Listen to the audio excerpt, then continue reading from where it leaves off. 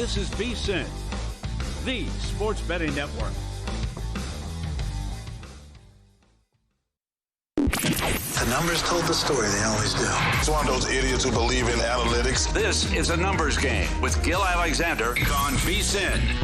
Good Thursday morning to you. It is a numbers game at VSiN, the sports betting network, VSiN.com, Game Plus, iHeartRadio, YouTube TV, and of course, Sirius XM channel 158. It's Gil Alexander in San Francisco. Kelly Bidlin back at the mothership in Las Vegas at the VSiN studios atop the Circa Sportsbook. Good morning, sir. Good morning. How we doing? I'm doing very well. On the show today, it is Thursday. You know what that means? Zach and Crack. Zach Cohen, any Wimbledon that he might have left, he'll join us in about a half hour. We have the women's semis today. I am on both matches. I have Coco Gauff here in the first match as a slight dog against Karolina Muchova. They have just begun the third set. Muchova won the first set 6-2. Gauff came back, won the second set 6-1. I'm on Coco as a slight dog. And in the second match, Kelly, I am on Linda Noskova as a slight dog in that one against Marta Kostyuk. So we shall see how those go after what was not a fun day at all yesterday, the big Ofer at Wimbledon. So we'll see if Zach is on. Golf has already started, as I mentioned. We'll see if Zach is oppo me on this one today, if he's with me on Noskova, if he's going to go to tomorrow's men's semis. We shall see what Zach has. You pumped for the men's semis? Sinner versus Djokovic tomorrow? Hell yeah, let's go, man. And Art Ferry, let's go. That's the bigger story. Arthur Ferry, the British sensation out of nowhere against Sasha Zverev. Yeah. What a story. It's incredible. It's incredible. I almost joined you on Coco, but I was too late this morning. Maybe I'll get in live here. It's one set apiece, right? Yeah. One set apiece, and I believe on serve early. Yeah, on serve early in the first set, about to be 1-1, I think. Yeah, and I'm curious if Zach, because Zach Cohen, Drew Dinsick, and Drew and I have done these tennis podcasts for over half a decade now for every slam. And Zach joined us during our stretch as well once Dan Weston went to the cricket world. Remember, the Wimbledon podcasts are the ones where there was 1 year we didn't even mention the eventual champion on the podcast when she won, which was your girl, Marketa Vondrousova. I don't think any of us mentioned Arthur Ferry at any point. I'm going to guess not. Yeah. I mean, he's even more absurd than Vondrousova, right? Oh, without question. Yeah. Okay. Without question. Yeah. Yeah. Not so close. It would be pretty shocking, I guess, if any of you guys had him. Yeah. Zach and Crack, though, of course, the second part of that. Bill Krackenberger, unscripted, later on the show, in studio with Kelly because Kelly has been lonely for too long. That's so right. Crack joins you again. By the way, you get Crack in studio today, and I do believe Steve Fezzik in studio tomorrow now that the fireworks are behind us. Let's go. Yeah, so we get that tomorrow. Also today, we'll look at some NFC divisions. We'll look at this MLB race, not only in July, where the Red Sox continue to win. They're in third place right now at 5-1. Only the Brewers have more wins at 6-2, our 80-1 shot on the Red Sox. But we'll talk about the race to 10 wins and the race to 40 homers, perhaps a little later on as well. Paul Carr on the World Cup. The World Cup resumes today. Quarterfinals, France and Morocco. Looking forward to that. Kelly, I have bet the draw in this at plus 299. France is minus 170 on the three-way. Morocco plus 550. This one is in Foxborough. It's at 4 p.m. Eastern, 1 p.m. Pacific. Tomorrow it's Spain and Belgium. Spain is a minus 155 favorite on the three-way. The draw is plus 290 in that one. That's at SoFi. And then Saturday, the doubleheader, Norway and England in Miami at 5 p.m. Eastern, with England a minus 115 favorite on the three-way. And then 9 p.m. Eastern on Saturday, the second of the doubleheader, Argentina and Switzerland. Argentina minus 145 favorite on the three-way. That one's in Kansas City. Have you made any bets? I have. Actually, I fired away yesterday on a few things. So I think I bet on the show I had the Spain win to 0 with Felica. So I'm on that for tomorrow. Nothing today for me because I'm loaded up on France futures. So I'll just be rooting on them. I don't, you can get your draw as long as France wins in extra time, okay? But yeah, France, I'll just be rooting hard for that. And then I got my Norway bets in. This is what I settled on, Gil. I took Norway on the double chance, plus half a goal, minus 101 for Saturday, and then a little Norway 2-1 correct score at 15-1. That's it. That's all I've bet so far. Might be adding a little bit more to Norway. But it's always fun playing around with the correct score markets. So played that, and yeah, that's it. Nothing for me in Argentina, Switzerland. I think that's going to be the one game I leave alone. How's the golf going after one day? Ooh, looking pretty good. We are at Scottish Open. It is not fully. We got like remember, they're playing golf for like 19 hours a day over there because it's daylight so much, right? So you get like the afternoon wave is starting kind of like right now. Morning wave was good though. Tom Kim with a share of the lead. Bernd Wiesberger with a share of the lead, all at 5 under. Patrick Cantlay with a share of the lead. And Rory McIlroy with a share of the lead right now. All four of those guys at 5 under par. I've got outrights on Rory, top 20s on Cantlay and Tom Kim. So pretty good start over there. Just one shot back is Brooks Koepka, Minwoo Lee, Kurt Kitayama. All these guys in the clubhouse done for the day. You've got Scotty Scheffler, Matt Fitzpatrick. Those guys are just getting started right now as the kind of next featured group wave. Here is, by the way, we can update the July wins that I just alluded to with the Red Sox beating the White Sox yet again yesterday. Now only 4 days left, 4 games left for the Red Sox before the All-Star break. And again, the whole deal was let's exploit this early part of the schedule. The Red Sox, unlike the Cubs last month, are doing just that. So again, 5-1 out of the gate.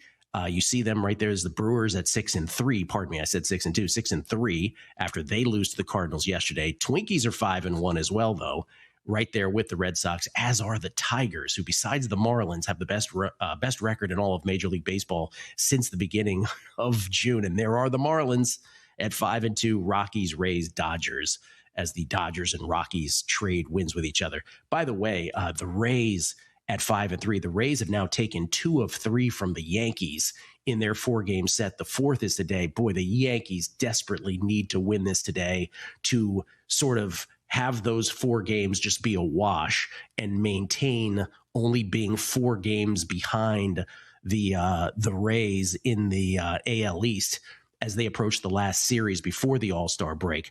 Do we have this tweet? If we don't, I would like, yes, we do. Here it is. Perfect. Way to go, Higgins. This is the way to go, Danny Higgins. I was really just talking trash when I sent this over this morning because he's a Yankees fan. No, but this is Yankee _ Bronx Hawk. This is the averages over the last 10 games of the Yankees lineup. Cody Bellinger's hitting 103, 4 of 39. Ben Rice and Jason Dominguez are the real batting average boons in this lineup. Ben Rice is hitting 216 over the last 10 games. Jason Dominguez is hitting 229. Goldschmidt's 0 for 34. Is that real? That correct? Is that real? Like, why aren't we talking about this more? 0 for 34 over 10 games? My God. Volpe's 5 of 28. He's hitting 179. Caballero's 6 of 33. He's hitting 182. Austin Wells, whose OBP this year is the most anemic thing you'll ever see, 1 of 24 for a 0.42 batting average over the last 10. Jazz Chisholm, 5 of 28 for 179. And Ryan McMahon's hitting 208. This is brutality. So if the Yankees can somehow figure out a way to win today and break even in the 4-game set with the Rays, that will be a massive victory for them, the way they are hitting the baseball. And again, Aaron Judge's return is not imminent at all. We will get an update on him, unlike the Jose Ramirez's of the world, who are supposed to return for the Guardians right after the All-Star break. And by the way, the Guardians down to 1 game over 500. Finally, it's getting down to where they ought to be. The Yankees are just going to evaluate Judge at the end of July, and then we'll find out what the story is with him after that, moving forward into the rest of the season. So that's pretty amazing. It's wild. Paul Goldschmidt does not have a hit since June 25th. He's reached a base 1 time in those 10 games. 1 walk. Yeah. I got a text yesterday from Joe Sheehan. Wow. Say that again, Kelly? Say that again? He has what? He has 1 walk in those 10 games, not a single hit. His last hit was June 25th. Is that good? I'm being told that's not good. Seems like a while ago in baseball. I got a text from Joe Sheehan yesterday. He goes, there's still time to get on the Dylan Cease train because he knows that I made the case for Cam Schlittler the other day. Dylan Cease against the Giants here yesterday afternoon in a game that we thought about going to, but then Gracie needed a passport, so we didn't go.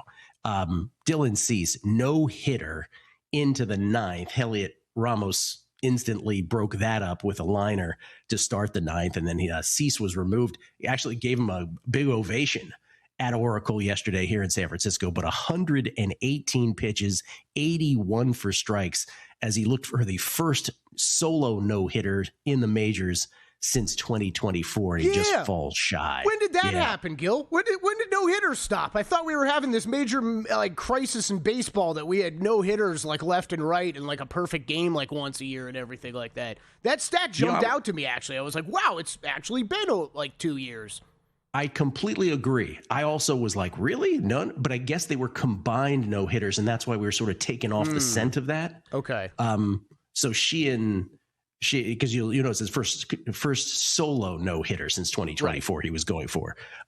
So she had immediately texted me because he likes Dylan Cease. He thinks Dylan Cease has a shot, and Dylan Cease certainly came out and performed magnificently yesterday against the Giants. I will say this, though, again, what I texted him back is, I don't know, man. You still look at the Schlittler numbers, and again, just like with Yordan Alvarez for AL MVP, the numbers are kind of unassailable, even after this great performance by Cease against the Giants, who, by the way, their offense is better than most people give it credit for.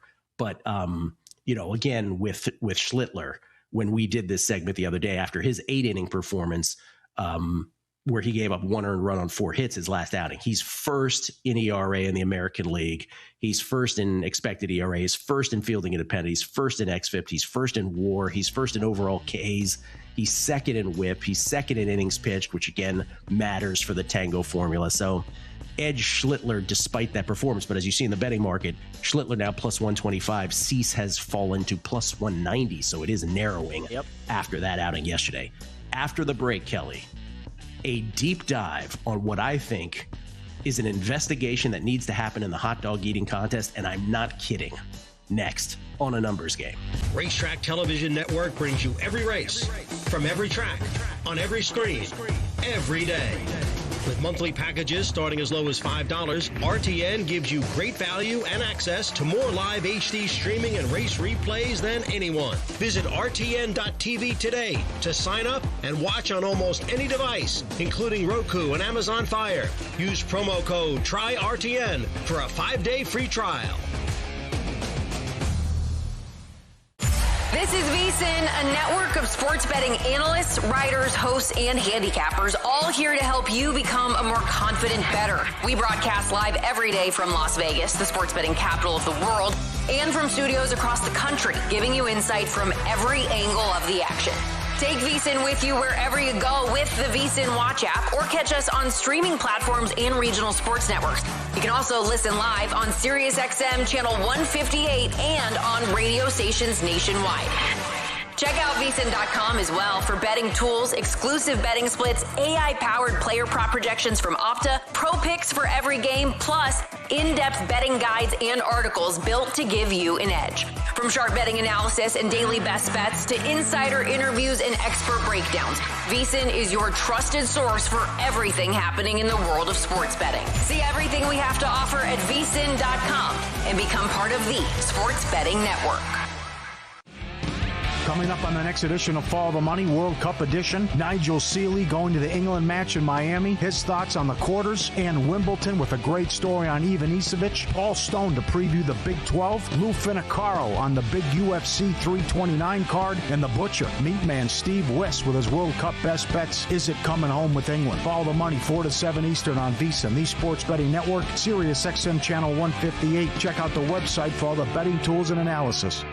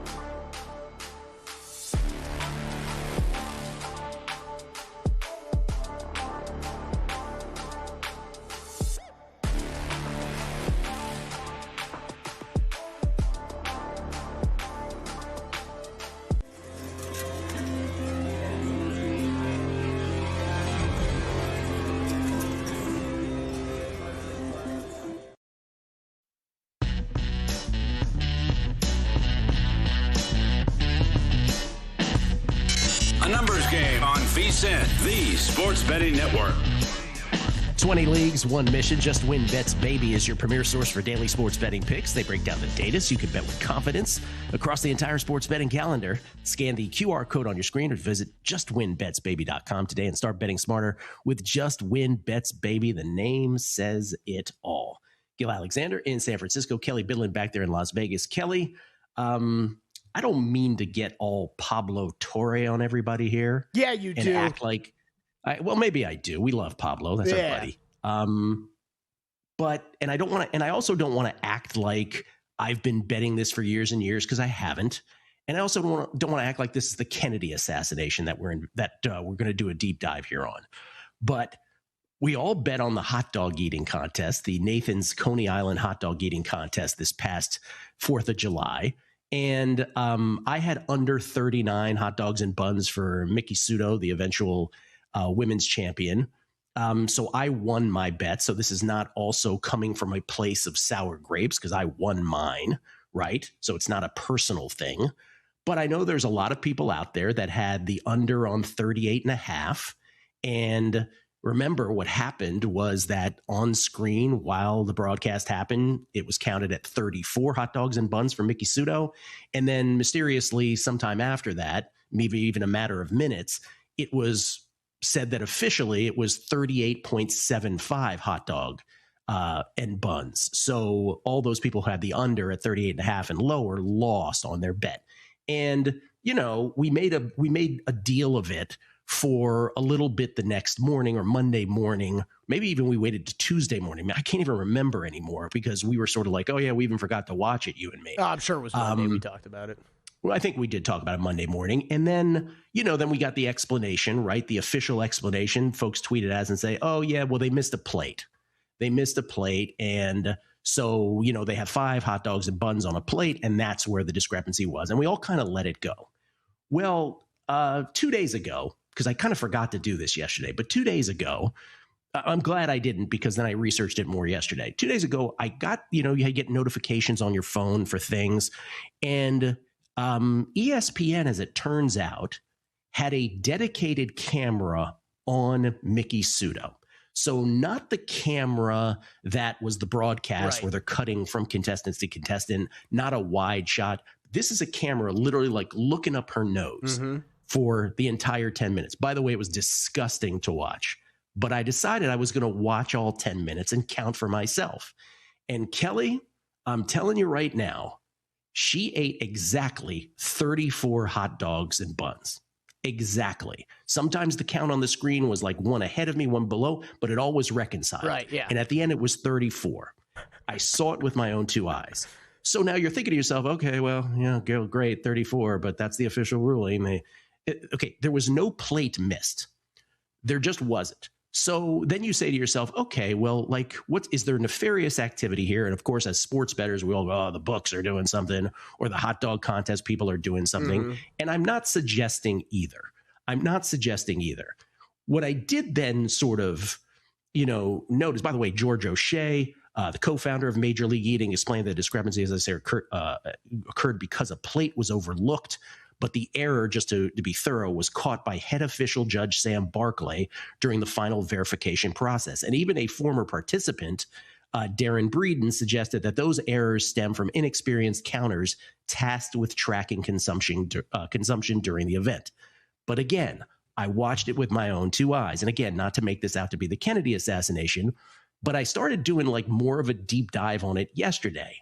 And what I came across that it wasn't just Miki Sudo whose count mysteriously altered.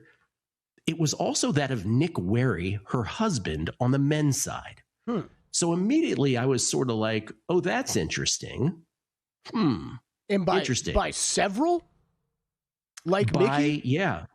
Okay. I don't know by exactly how. No other eaters finished with more of an adjustment than 1.5 hot dogs. But those 2, Miki Sudo and her husband, Nick Wary, they did more than 1.5. And obviously in the case of Sudo, it was 5 or 4.5, 4 3/4 to be exact. So I'm like, that's interesting. And I just sort of started to Google. I'm like, this has anything else happened before? And what most articles tell you is, oh yeah, there was a previous contest where Joey Chestnut's count, changed, and that's kind of like sort of takes you off the scent. What is less reported is that in 2024, Nick Wehry was accused of cheating to boost his score.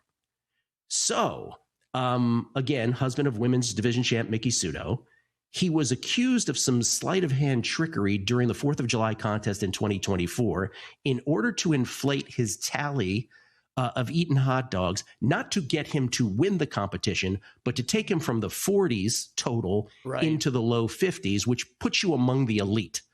So I think there's a couple things factoring here. It didn't change the position this year of Miki Sudo. She was going to win it anyway. It didn't change the position of Nick Wehry back in 2024. He wasn't going to win it anyway. It was just a more of a count. And what ended up happening, and this is according to the California Post, the article then, is an offshoot, it's a toggle from the New York Post. 100% he cheated, one source said.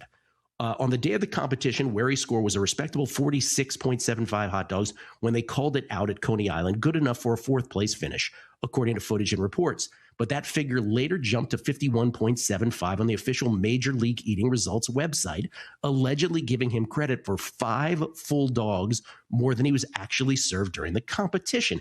And like then, now, right, they said eater scores are tabulated based on the number of empty plates stacked in front of their spot after the allotted time has concluded.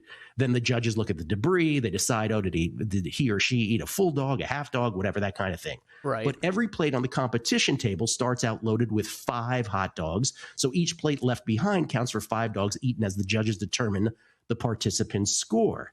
So he had been accused of stealing plates from another competitor's stack and putting them on his own place setting to raise his score above 50, which again, consider the threshold about separating the elite from the non-elite. And again, didn't change his placement. So I think there's a couple things. Again, not only did it not change her, Miki Sudo, or Nick Wehry's placement, Nick Wehry's in 2024, Miki Sudo's this year, nor Nick Wehry's this year, but we as bettors are not betting dimes or 5 dimes on this kind of stuff, right? It's all small, limited bets. Only the people with multiple outs. I bet it at 2 shops, right? And the people who bet them at multiple outs, who are more serious bettors, they're already moving on to the next bet, right? If it's 250 here, 250 there. So there's a couple factors that allow for us to just kind of move on. Oh, that's the explanation.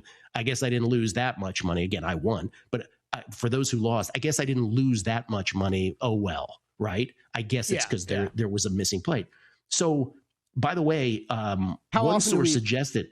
How often do we talk about the bettor, the $20 bettor who just kind of expects to lose anyways? And these are the events that we're talking about, right? Like they just want to have some action down on an event like this to enjoy it. And they're not going to think twice about that when that $20 is gone later.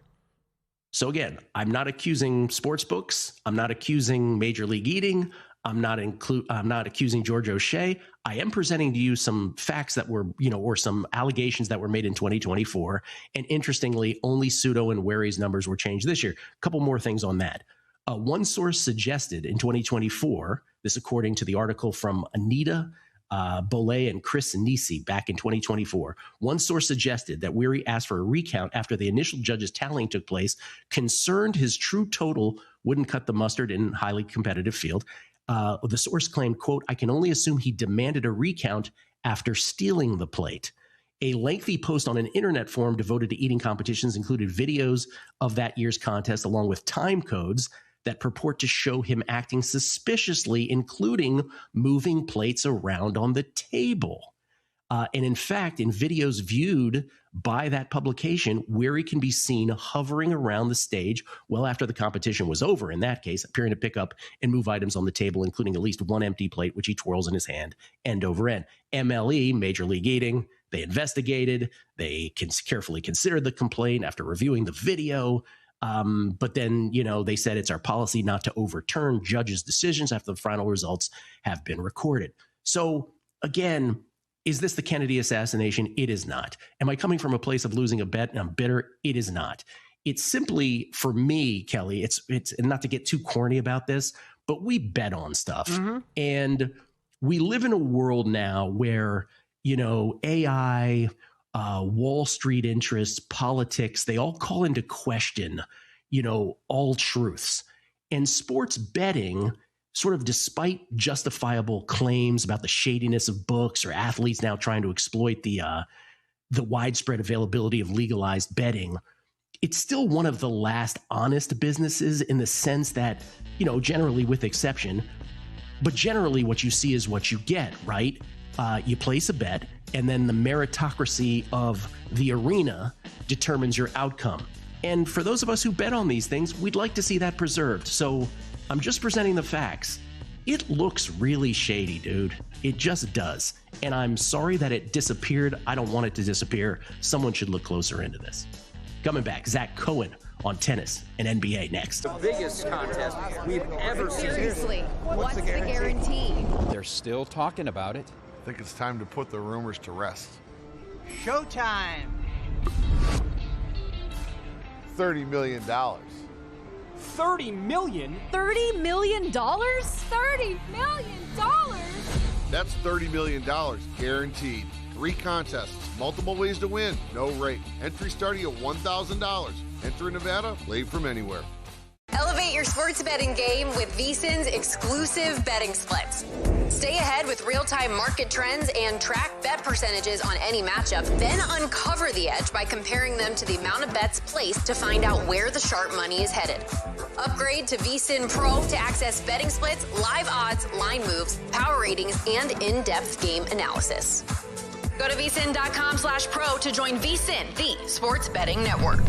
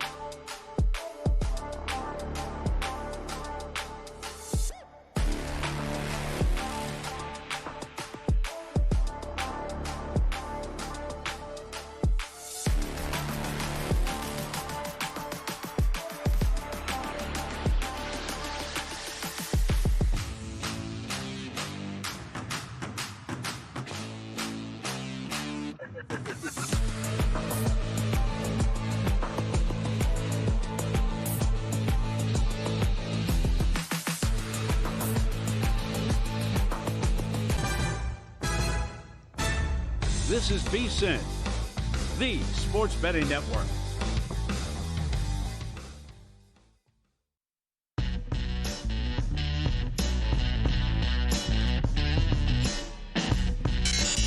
Numbers Game on VSiN, the Sports Betting Network. There is no shortage of betting opportunities this summer, from daily MLB and World Cup soccer to the countdown to football season. That's why now's the perfect time to lock in VSiN's football special for just $175. You'll get full VSiN Pro access through the Super Bowl, including our all-new 2026-27 NFL betting guide to help you attack futures, win totals, division races, and the upcoming season. Plus, you'll get daily best bets, real-time betting splits from DraftKings and Circa, AI-powered prop projections, 24/7 video on the VSiN Watch app, and coverage of every major sport all year long. And remember, the earlier you sign up, the more value you get. Head to VSiN.com/subscribe now. That's VSIN.com/subscribe. We get tweets at Beating the Book. Always appreciate y'all, best listeners ever in anything ever. This is from, Money Gun Guz, who did so well in Circa Millions this past year. Morning, Gil and Kelly, on my way to Gillette Stadium as we speak. Let's go. To go see France and Morocco. He says, I'm pounding the over 2.5 plus 109. Best of luck, friends. Xavier, 82. Have a great time at that match, by the way. Xavier, 82. Good morning, gents. Good luck to all your bets, except I tailed Zach on Muhova versus Coco this morning. I have Coco versus Muhova. Zach and I are oppo. He got minus 108 at Novig. Have a wonderful show. Thank you so much. By the way, Coco and Muhova on serve in the third. 4-3 Muhova, but 40 love Goff. So it looks like it could be 4-4 here in a blink, and it will come down to the very end. This is from... regarding our segment that we just did on the hot dog eating contest, John Balduzzi, who has the time to worry about moving plates and cheating while they're trying to stuff 40-plus hot dogs into their noggin? It seems exhausting. Didn't happen during. Believe some allegations were that it happened after. Yeah, you do it after. Right. Kelly has an interesting note about this. Kelly, want to repeat what you just talked about off air? Yeah, this is of course, I just took the article down. Great article by USA Today on all of this, and this was kind of talking about her husband getting onto that Weary's count, and this was George Esper, who was talking about eating right next to Weary during this competition. Esper has finished runner-up in the contest 4 times, top 5 10 times. He, quote, I was pacing myself with Nick the entire contest. Esper told USA Today Sports by text message. So I'm pretty sure of his number. I made sure to be a half dog ahead of him at the last second. I guess I didn't account for unforeseen circumstances, end quote. Esper speculated Weary's adjusted total and Pseudo's adjusted total resulted from, quote, a double plate when 2 serving plates get stuck together. 5 hot dogs each are on each plate, and empty plates are used in calculating. So as you go on in this article, you will read, apparently there has been accusations in the past that you obviously would think about these paper plates, right? They can get stuck together. We can all picture that, right? Now, what they're saying is usually it's pretty easy to get rid of one of those because they're stuck together. One of them on top is going to be dirty as hell from hot dogs, right? And the other one, you just pull it apart, it's going to be clean. So I guess the move is that you quickly get to the plates ahead of time and make sure to mess up both plates so the second place plate can be counted, or the other plate can be counted. So how interesting. Yeah, interesting. It's a fascinating article, and look, Weary's adjusted score moved him from 6th place, which receives 0 prize money, to 4th place, which receives $1,500. Right. And Esper was one of the guys that finished tied for 5th, a spot behind him then. Again, the reason that I think this goes away is because we're not talking about the difference between not winning a championship and winning, right? In the case of Miki Pseudo, she was going to win anyway. Yep. In the case of Wary, he wasn't going to win anyway, but it does affect your standing and it does affect our bets. And I'm just saying, again, I watched all 10 minutes of the dedicated camera on Pseudo. I am telling you, it was 34, not a hot dog or bun more than that. It was precisely 34. So they have big problems on their hand, and it's just something to know as we bet on this stuff, because I think the evidence is right in front of everybody, and nobody wants to say the truth here. Yeah, the kid. It's another one of those things, Gil, where it's like, just to add on to it, I'm with you. I'm with you, and will anything be done about it? I don't know, because I don't know if enough people care enough about one event that we love every 4th of July. Most Americans love to check out every 4th of July, but then we forget about it immediately and move on with the other 364 days out of the year. So like, How about this, Kelly? You know? How about this, Kelly? How about this? All these benevolent, right? I'm saying in quotes, all these supposedly benevolent sportsbooks who I'm not accusing of doing anything nefarious here, but all of these benevolent sportsbooks who are so anxious, right, to give refunds for complete marketing purposes. They act like they're benevolent, but this player that you had a prop on got hurt 5 minutes in. Everybody gets refunded. We're so wonderful. How about those sports books look at something like this and actually give refunds to people who supposedly lost on, who not supposedly, but did lose on this? Sure. If you really want to do your like benevolent stuff, how about doing it for this, for the people who lost on something that is so clearly shady? The kid, Chris, was taking some big numbers, enjoyed the segment, had Wary under 39 for a dime. He did have a dime. I could see where he had the dime too. Game recognized game, the kid. T. Sheldall, sounds like we got Hot Dog Gate. I can't wait for the A&G episode after you review the moon landing footage. Gordon Dye, this is starting to feel like the election in the year 2000, looking at Chads or Chunks in this case. Tony tags Gil watching the hot dog contest replay and taking notes like it's the all 22. That is dedication to the craft. Hey, man, I just wanted to see it for myself. You can count it with your own eyes. 34. Zach Cohen joins us now, as promised, courtesy of the Progressive Guest Line. You can follow him on Twitter at BettingOnX. He, of course, part of the glue that holds this whole operation together. He's also the host of Hardwood Handicappers, the daily, or I should say Monday through Friday anyway, basketball podcast. Good morning, Zach. Morning. How you guys doing? Doing very well. So you and me were oppo on both of these today? Yeah, it looks like it. I mean, this match is really coming down to the end of it right now. Mukova and Goff, it's 4-4, 40 all. So unless I'm behind, but yeah, a crazy match so far. And on the second match that has not yet started, I do like Marta Kostyuk, but I took her at minus 128. As it gets closer to minus 150, I hate to say it, it might not be a play anymore. Yeah, that was the case with the Taylor Fritz play for me yesterday. It's the Taylor Fritz got crushed.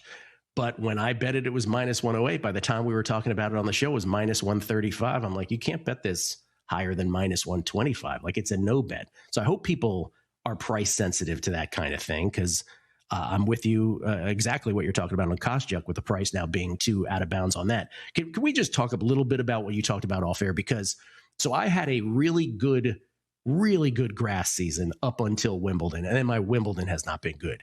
Yours, not as, you'll correct me if I'm wrong, not as good of a grass season before Wimbledon, but you have kind of crushed Wimbledon, I think. And then yesterday you had the audacity to have a losing day, the absolute chutzpah of having a losing day. And you said you were taking some incoming for that? People are ridiculous, man. Yeah, so I mean, depending on the results of this match, as of right now, I'm plus 5 units in Wimbledon so far. And I've been doing these videos every day on our YouTube channel. And like, you never hear anything when you win. But yesterday I went 0-2. Like you just said, I had the audacity to have a really bad day. And people are commenting on the new video for today. Like, why would we ever listen to you? You got that one match wrong. And I'm like, well, I've made more than one pick in 2026. It's amazing. We make hundreds of picks. If people don't think there's going to be stretches like this, you haven't done this long enough, or you have an agenda. So tomorrow, the men's semis, couple questions. One, it's Zverev against Ferry on the one hand, and then of course the one that we all are waiting for, Sinner versus Djokovic. Did we ever even mention Arthur Ferry on the podcast, the Beating the Book preview podcast? Did that name even come up? You know what? It didn't, and I don't feel bad about it. Anybody that had Arthur Ferry in the semifinals, I don't even know what they were on. It's incredible. Do you have bets yet on either of those two matches tomorrow? So I have leans. I think that Sinner is going to cover against Djokovic. I think that whether it's minus 4.5 or minus 5.5 games, I'd be comfortable taking it. I just kind of go back to, you look at what they did in Melbourne, and Djokovic was pretty much coming off of 5 days of rest in that match, had, a pretty much full week off to kind of rest up and throw his entire body into that one. And it took Sinner going 2 of 18 on breakpoint opportunities for Djokovic to even win that thing in 5 sets. So you look at this one, way less rest for Djokovic, and I just kind of think that that's going to do him in. I feel like the Auger-Aliassime match was unbelievable, like peak Djokovic, like theater. But he needed to end that match in 4 or fewer sets, and probably needed to end the Rinder-Kanesh and Safiullin matches in 3 or fewer. I just feel like he needed to have every bit of himself for this match. It's so funny. You and I were talking off air because you have Muhova, I have Goff, and you said, man, Coco is so difficult to put away. I say the same thing about Muhova. Muhova is impossible to put away. Coco had 2 break points here, couldn't get the break. Muhova now add in at 4-4 here in the final set in what has just been a banger of or at least a banger of a third set. Not really great competitive sets 1 and 2. On the other side, Zach kind enough to join us for a second one. NBA Summer League begins tonight in Las Vegas. A special numbers game investigation reveals, and you can tell by Kelly getting pumped, we're all kind of pumped about this. This is a great Summer League. Zach's got plays both tonight and futures. We will get to those next on a numbers game at VSiN, the Sports Betting Network. You make me go loco, baby, yeah, that shit makes me crazy, yeah, that shit makes me crazy. You make me go loco, loco. You make me go loco, baby, yeah, that shit makes me crazy, yeah, that shit makes me crazy, yeah, that shit makes me crazy. You make me go loco, baby, yeah, that shit makes me crazy, yeah, that shit makes me crazy. You make me go loco, loco. You make me go loco, baby, yeah, that shit makes me. The party never stops at Stadium Swim. You make me go loco, loco. Your favorite VSiN shows and personalities are now available to download as podcasts. Catch every hour of our live broadcast with VSiN Best Bets, or find your go-to show and download it directly. Get instant reactions to last night's games, sharp analysis on today's biggest matchups, and everything in between. Whether you're commuting, working out, or just catching up, VSiN lets you take the action with you wherever and whenever you want. Search VSiN on your favorite podcast platform and get in on the action with VSiN, the Sports Betting Network.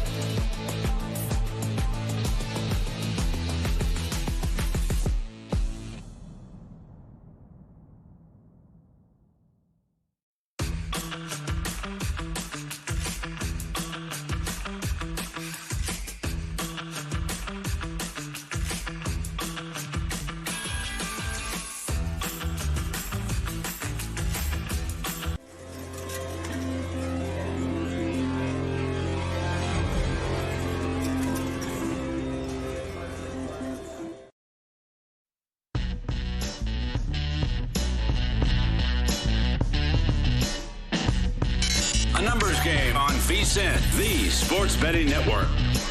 It is a numbers game.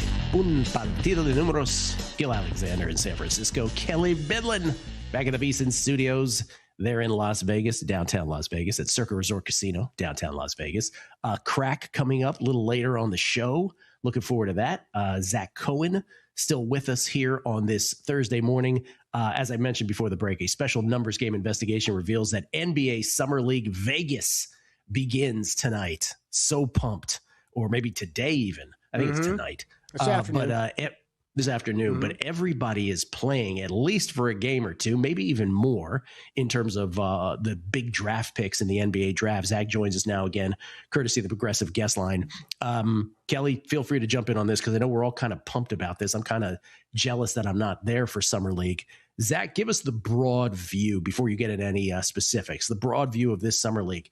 Am I correct when I said that pretty much everybody is participating in this? Yeah, I think all the top picks are going to be playing. And I think unlike past summer leagues, like we're talking about a pretty much generational draft. And we actually just got a glimpse at some of these players in the prior summer leagues, whether that was in Salt Lake City or California. And all of them played really, really well. Darren Peterson was great. Cameron Boozer was great. We saw some really good stuff out of Darius Acuff after a shaky first game. So I don't know. The expectations are really high. And I feel like there is some buzz surrounding this event.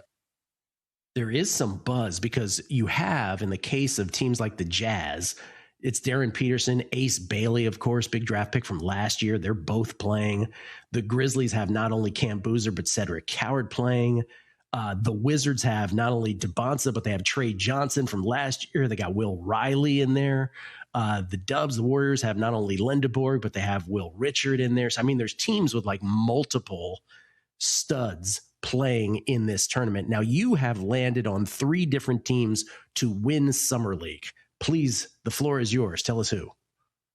Yeah, so the biggest play of all of these, which isn't a big play, it's like a 1-unit bet, is Brooklyn Nets to win at 14-1. I feel like there are a lot of teams with like top end talent in this, but I would not exclude the Nets. I feel like Yegor Giomin, the sophomore who played last year and did some really good things for the Nets, is going to be one of the best players in the Summer League setting this year.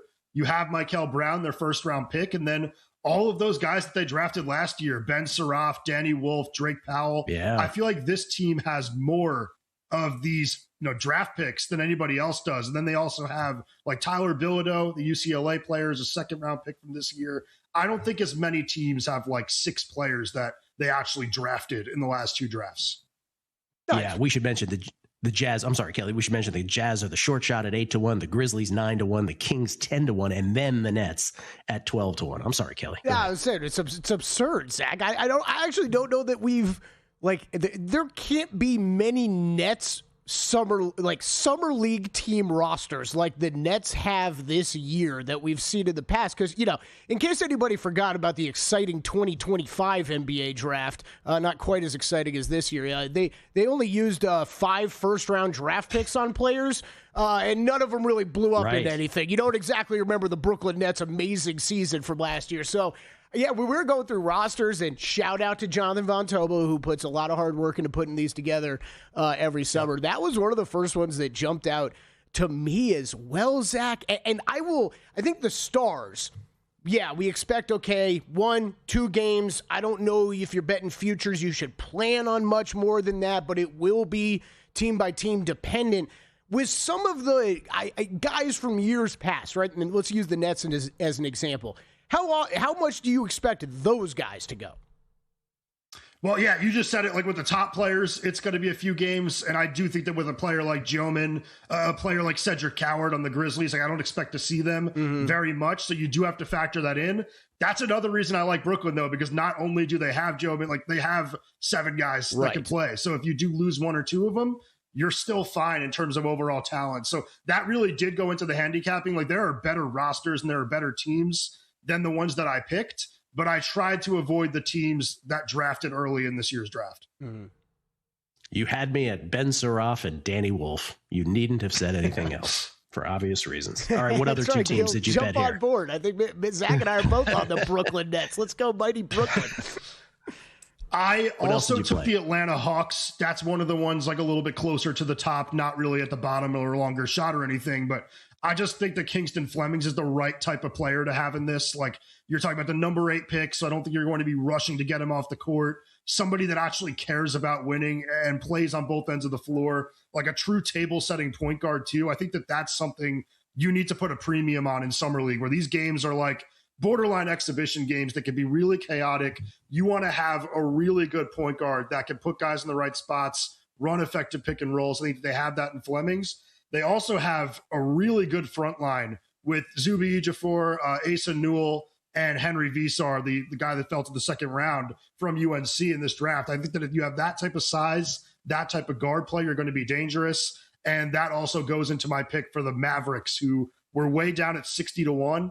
I really like Ryan Nembhard as a player that can do something in this setting. We saw him play like effective basketball as an on-ball creator at the NBA last year. So I would expect him to be able to kind of pick apart a summer league defense. Then you have Morez Johnson Jr., like the motor that Dusty May decided to build everything around, out of Michigan. And Sergio Delaria came over after winning the ACB title with Valencia. There was some skepticism about whether or not he would be playing here, the number 25 pick in last year's draft. He's there, he's practicing. So it seems like they're going to have one of the better backcourts when you talk about Nembhard Delaria and Jaden Springer, spoiled a little bit. The 3-and-D player that has really kind of flamed out the pros, draft pick from 3 years ago, but I think he could look really good in Vegas. Nets, Hawks, Mavericks for an event that we have all attended living in Vegas for a long time, and have vivid memories of, Jalen Brunson playing for the Mavs. Like, why? Well, he looks great out here. Why doesn't anybody give it a chance? Because he's so small, that kind of thing. To all the way to Victor Wembanyama, right? It was just for the one game I believe he played. Kelly, before we move on, I know you're going to talk about this a little later. You match on the Nets? Is that what you were saying? Yeah, we match on the Nets. I'll save. I bet 2. I'll save the other one for the next segment. Zach only brought it up lightly, so he kind of hates it, Gil. That's what I'm going to go with. Although I want to bring up Zach's game bets because I hadn't really looked at game sprint numbers yet, Zach, and I think Jazz only laying 1.5 in this game tonight is a little bit of a surprise to me. I think I'm going to be joining you on that one. Look, you don't know how long you're going to get these guys for, how many games. Zach did a great job of laying that out, giving that warning for everybody that's going into bet futures. Game by game, though, you can know a little bit better what to expect, especially the first game tonight. You're going to have Debanza making his debut and playing with the Wizards. But, yeah, like you rolled through, man, Ace Bailey, Darren Peterson, Cody Williams, you would expect all those guys to go tonight and get a lot of looks. Yeah, I thought that was a light number. So I think I will be joining you on laying the 1.5 with the Jazz tonight. You got a few other game bets that you've made early here, right? Yeah, with the Jazz, I'll just throw out, they also have a week of quote-unquote continuity. That too, they played yes. the Salt Lake City Summer League, so I feel like they're not going to be playing together for the first time the way that the Wizards are. So I hate to go against Gil's Wizards in the Summer League setting. I'm sure that kills them, but I do think this is the right side for tonight. And another one that I really liked was the Timberwolves on the money line against the Pelicans. That's gotten up to minus 150 or so, but I kind of think I'd still play it at that number. I just feel like New Orleans is a team that you would expect to have a really good roster at Summer League because they've made so many first-round picks over the last couple of years, but they don't have Derek Queen or Jeremiah Fears. So the only player that's been drafted in the first round in the last 2 years for either team is Johan Berenjay. And I actually think this is going to be a really fun setting to watch him play because he is a really electric rim protector and he gets 10 fouls. So this is, a unique setting where he's going to be able to be ultra aggressive as a shot blocker. And I think he's going to put a lid on the rim. And I do think that the overall shot making is going to be lacking in this game, but I would give the slight edge to Minnesota. You're also on the Mavs versus the Dubs tonight?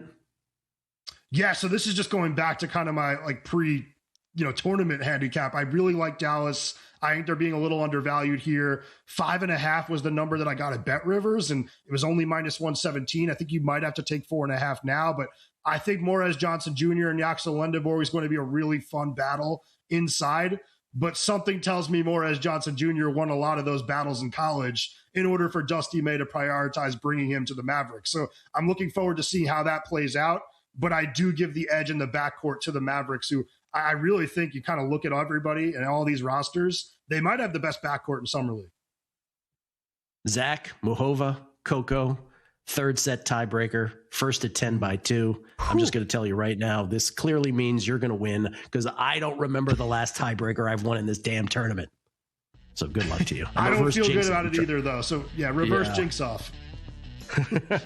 It is a reverse jinx off between Muhova and Goff. Winner into the Wimbledon final against the winner of Kostyuk and Noskova, which will follow this. Thank you, Zach.